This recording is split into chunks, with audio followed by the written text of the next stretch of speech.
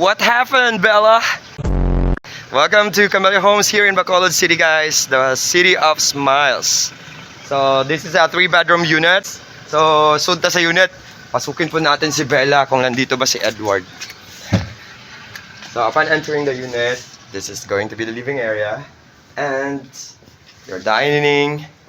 Tapos, may sink ka dito. And we have the door here going outside. So, may vacant space here. You can utilize it as your service area. So, now, akatin natin yung second floor. Kung anong meron dun. So, medyo malaki-laki yung unit na to. Dako-dako ni siya. So, inigabot ni mo diri sa second floor na ay common toilet and bath diri. Tapos, we have the first bedroom here and the second bedroom. So, ito, once again, is the Bella unit.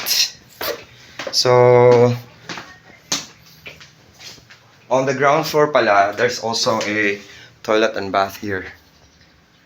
So, okay to kasi if you have guests and you don't want them to go up